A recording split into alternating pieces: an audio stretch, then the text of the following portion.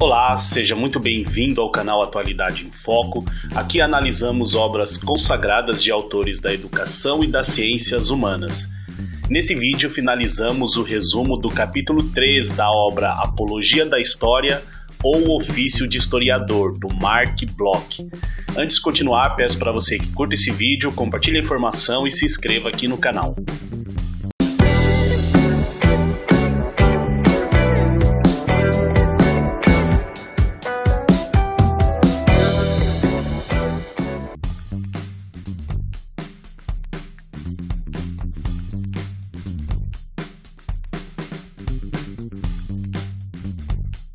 A crítica do testemunho, que trabalha sobre realidades psíquicas, permanecerá sempre uma arte da sensibilidade. Não existe para ela nenhum livro de receitas, mas é também uma arte racional, que repousa na prática metódica de algumas grandes operações do espírito. Tem, em suma, sua dialética própria, que convém deduzir. Para que se possa autenticar um documento em sua veracidade, se faz necessário que o mesmo esteja inserido em uma ordem cronológica ou em sincronia com algum conjunto de fontes. Ao confrontar um vestígio isolado com outros documentos contemporâneos e relativos a ele, é possível ressaltar as semelhanças e diferenças, expondo as contradições entre as fontes, possibilitando a verificação dos relatos controversos ou suspeitos. Ouvir os dois lados de uma história também é fundamental para que o documento seja validado, já que um lado pode acabar desmentindo o outro, levando à necessidade de consultar fontes complementares, a fim de diferenciar um fato verdadeiro de uma bravata.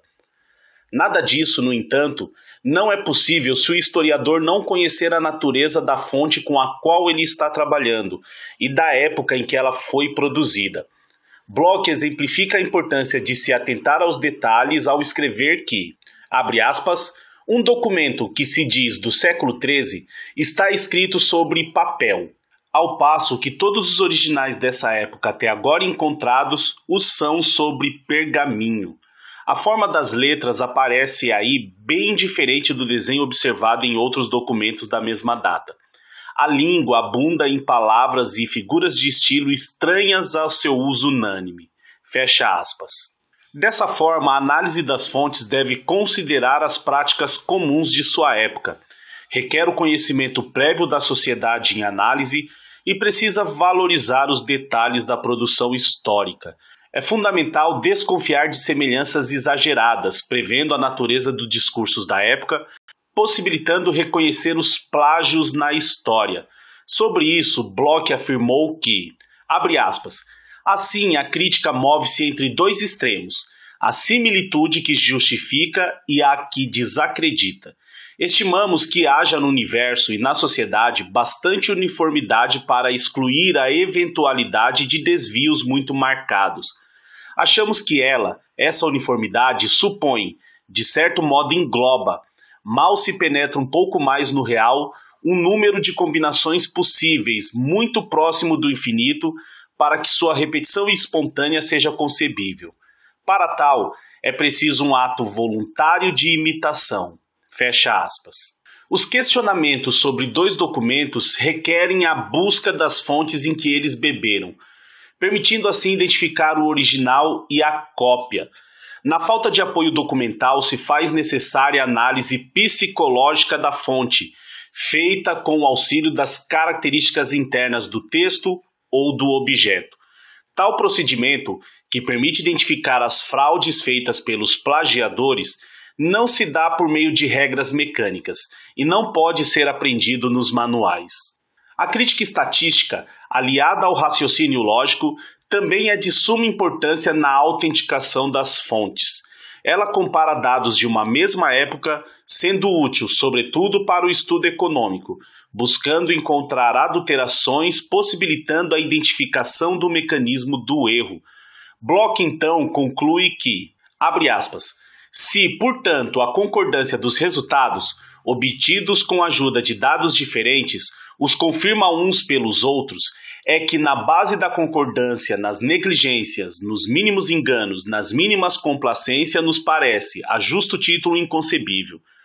O que há de irredutivelmente diverso nos testemunhos levou a concluir que sua concordância final só pode advir de uma realidade cuja unidade essencial era, nesse caso, fora de dúvida. Fecha aspas. É nesse contexto que o autor alerta para as falsas conclusões que muitas vezes ocorrem quando o pesquisador força o resultado para comprovar sua tese, acredita na suficiência do que ele conhece, não aceita o inesperado e o incomum para determinada época, já rotula como inautêntico aquilo que foge à rotina e se deixa levar por um ceticismo prévio sobre o objeto de estudo. Bloch chama atenção para a probabilidade no estudo da história, ao escrever que, abre aspas, para que a dúvida se torne instrumento de conhecimento, é preciso que, em cada caso particular, o grau de verossimilhança da combinação possa ser sopesado com alguma exatidão. Aqui, a pesquisa histórica, como tantas outras disciplinas do espírito, cruza seu caminho com a via régia da teoria das probabilidades. Fecha aspas. Avaliar a probabilidade, então, permite estimar as chances da produção de um acontecimento.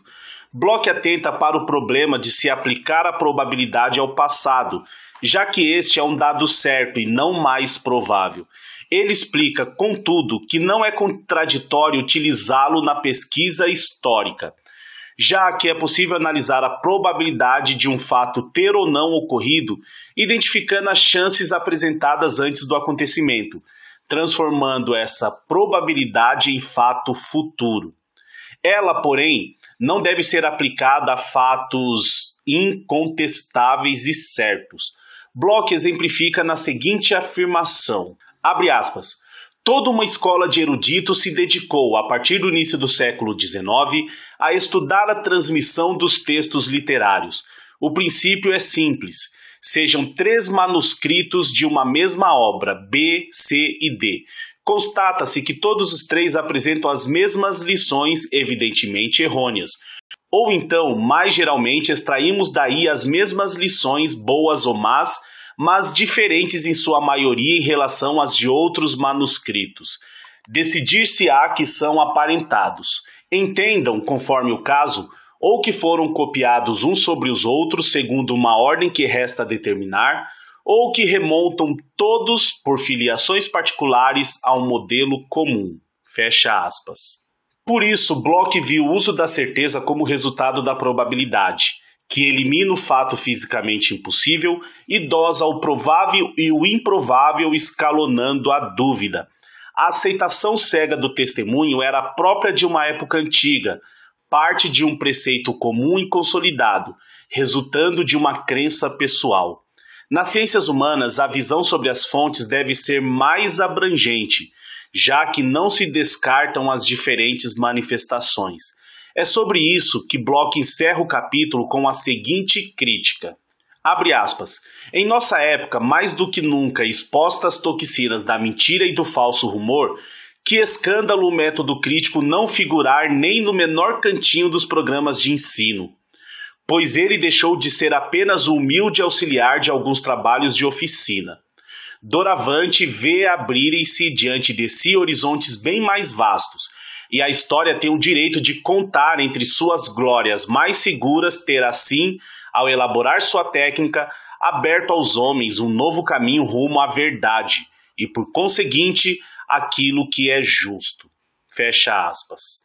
Muito bem, aqui encerramos o resumo do capítulo 3, espero que ele te ajude em seus estudos, não deixe de curtir esse vídeo, se inscrever no canal e nos seguir nas redes sociais.